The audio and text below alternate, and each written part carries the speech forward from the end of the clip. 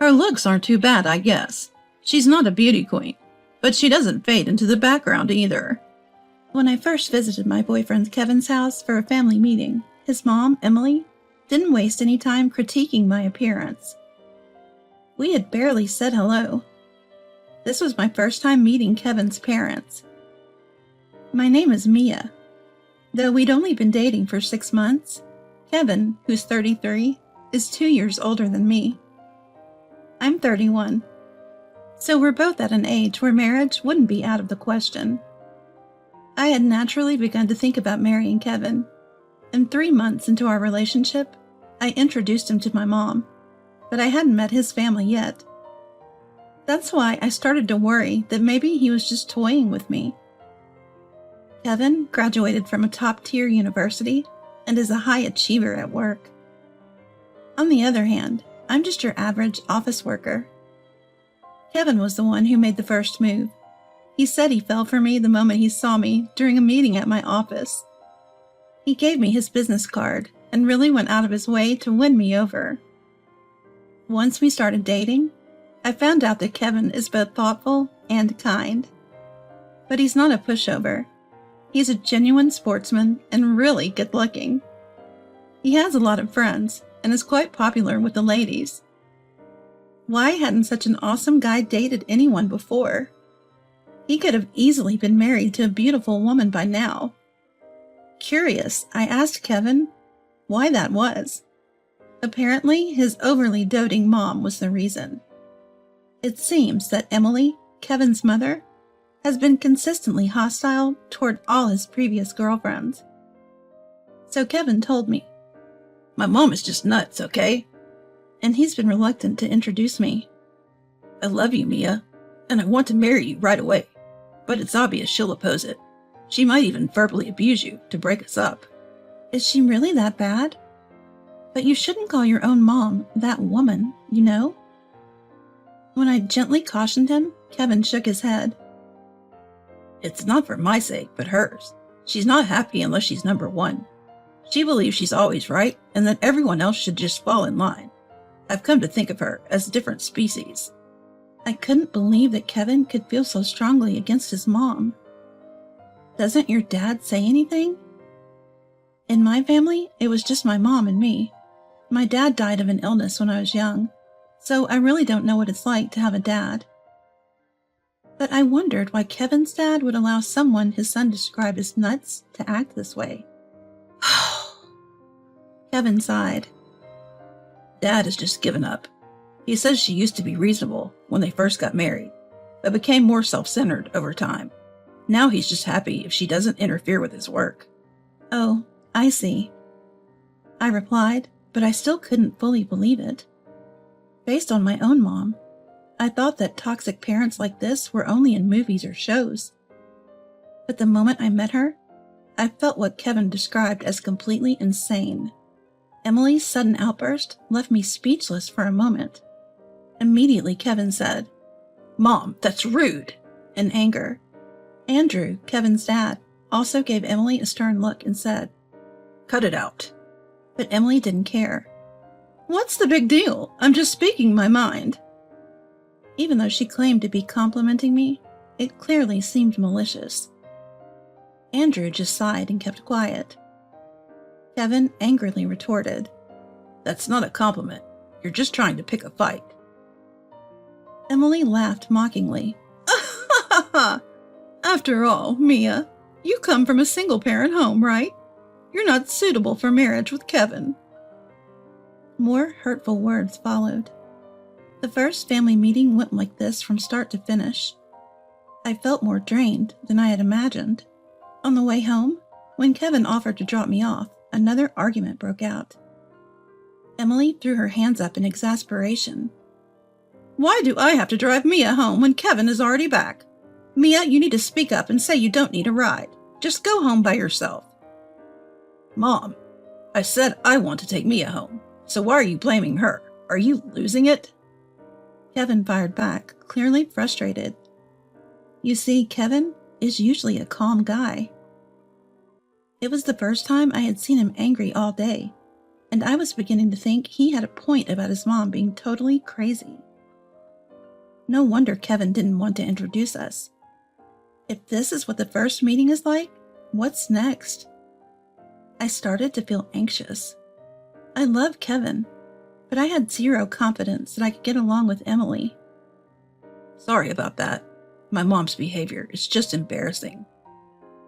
Kevin apologized as we drove home. It's okay. Your mom sure has a unique way of seeing things. I responded cautiously. Tell me about it. First she opposed our marriage, and now she says if we're getting married, it better be a big ceremony. Kevin sighed. In fact, just before at Kevin's house, his dad Andrew had asked, "What are you planning for the wedding?" Kevin and I are both in our 30s. Andrew seemed to think this meeting was for discussing wedding plans. In light of Kevin feeling embarrassed about his over-the-top mom, I proposed, maybe we can skip the wedding ceremony altogether. How about just taking some photos with both our families? As a last-ditch effort, I added, given the times, having a big ceremony might be risky. Kevin quickly agreed. Right. These days, many people opt for smaller, family-only weddings. Times have changed. Andrew chimed in. If Mia is okay with it, then so am I. Kevin seemed on board with the idea. Just when it looked like my suggestion would go through, Emily, for some reason, was adamantly against it. No way! Are you trying to tarnish our family's reputation? You can't skip important life rituals. Both of you lack common sense, she shouted, glaring at me. Emily was relentless. Marriage involves two families, not just the couple. A wedding ceremony is a way to gain approval from extended family and friends. It's a requirement for your marriage to be recognized. Despite our reservations, we ended up planning a grand wedding, driven by Emily's family honor and reputation arguments. Now the guest list included not just close family, but also Kevin and Andrew's colleagues, business contacts, and distant relatives. But here's the thing, my family isn't that big. We never planned to invite distant relatives, so there was a notable difference in the guest count between the groom's and the bride's sides. Looking at the guest list, Emily smirked. Oh, Mia's family is small, and it doesn't seem like you have anyone significant in terms of career. Clearly, she just wanted to make me feel inferior. The big day finally arrived. Almost everyone we invited showed up, and the wedding ceremony began smoothly, without a hitch. Between the performances of friends and a heartfelt speech from a mentor, the vibe was electric. I alternated between chatting with friends and colleagues and keeping an eye on Emily's actions. Emily was busy pouring drinks for various guests, passionately engaged in conversation. I couldn't hear exactly what she was saying, but her smug expression and the subtle reactions of her listeners gave me a pretty good idea. Probably bragging about Kevin and bad-mouthing me. What caught my attention was that people were also pouring drinks for Emily in return. She'd empty her glass and move to the next table, her face red and her steps unsteady. Kevin and I, while not saying anything, watched her nervously. I looked around for Andrew and found him oblivious, caught up in high spirits with his boss and colleagues. I was hoping everything would end smoothly, but the drama unfolded at the very end of the ceremony. During the letter segment from the bride to the parents, I expressed my gratitude towards my late dad and the mom who raised me. Mom was holding Dad's portrait close, already tearing up as she listened to my words. I really can't thank you enough, Mom, for raising me as a single mom after Dad passed away. I remembered times when I was sad that Dad couldn't attend school sports events, and how I cried when I got teased for not having a dad. During my teenage years, I was defiant and stopped talking to Mom. I regretted not being more filial and cherishing our time together. I broke down halfway through reading, tears smudging my makeup. I was so emotional, I even got hiccups, but I managed to finish my speech. Sniffles and choked-up voices filled the room, as people were touched by my words. A tipsy uncle from the family shouted, "Go, Mia!" warming the atmosphere. Yet only Emily, who was clearly intoxicated, wore a scowl on her face. The host announced, "Next, we have gifts for the mom of both families." And Kevin and I handed a large bouquet of flowers to each of our moms. The staff turned the microphone to my mom, who said, "Thank you so much. You've grown into such a wonderful person. I'm so happy." She then thanked everyone in the room. "I appreciate everyone who's been watching over Mia with us and for being here today." Just as the staff directed the mic toward Emily, she snatched it. Everyone was shocked. Emily bluntly said, "Mia's mom spoke nicely, but let's be clear. You didn't raise her alone. You got help from men, didn't you? I'm not thrilled to take in the daughter of such a lowly single mother, but I guess we can reform her." The room went dead silent. Emily, pleased with herself, concluded, "I'm quite forgiving."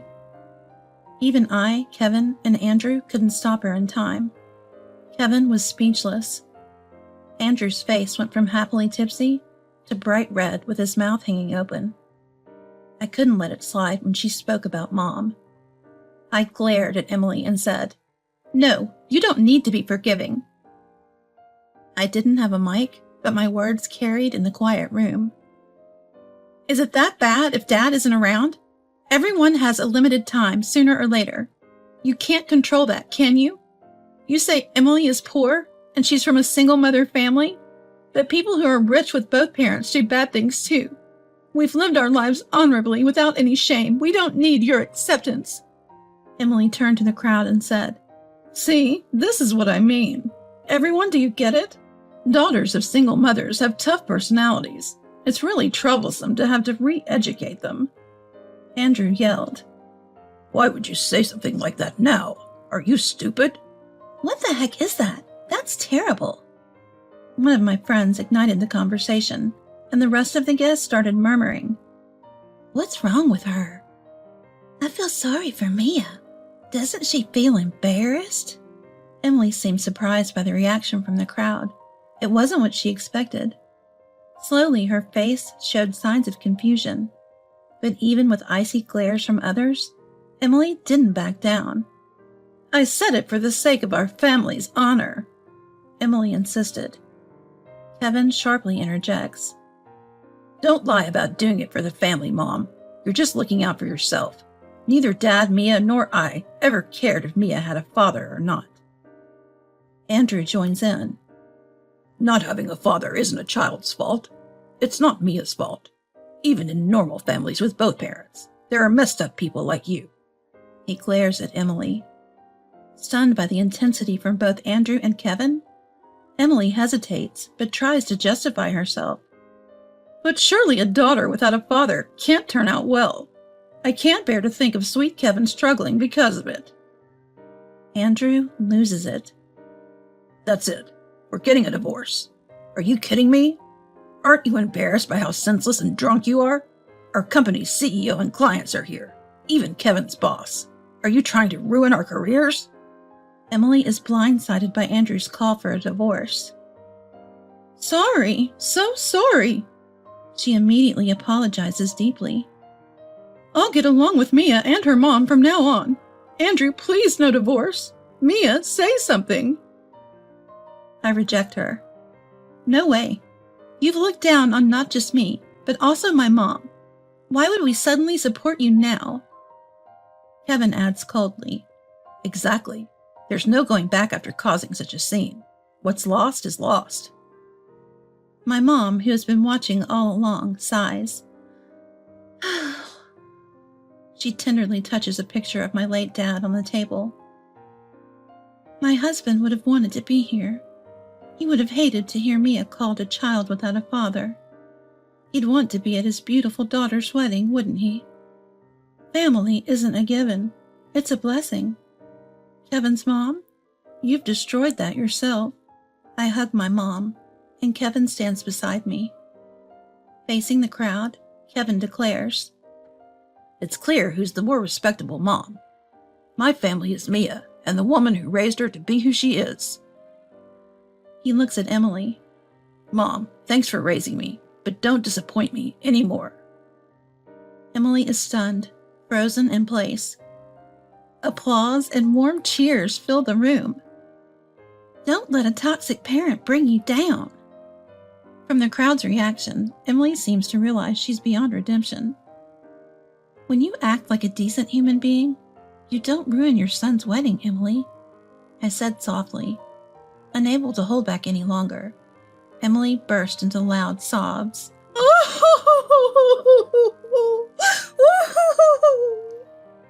After that, the wedding became legendary in its own way. The story spread from the guests to my workplace, making me a bit embarrassed for a while. However, most people just laughed at Emily's ridiculous behavior and sympathized with me. Andrew quickly hired a lawyer and filed for divorce from Emily. Due to her daily imprudent behavior and excessive spending, he managed to significantly reduce her share of the assets. Emily was kicked out of the house and appears to be living a miserable life in an old apartment. I later found out that the so-called prestigious family background was only on Kevin's father's side. Emily was actually from an ordinary middle-class family. She was just exploiting other people's success and power. She even had to pay us in full for the damages and emotional stress she caused at the wedding. Despite that wedding disaster, Kevin and I are doing well. He stood up for me, and I fell even more in love with him. Emily, who used to trouble Kevin, is gone. Now Kevin and I are looking forward to building a happy home together.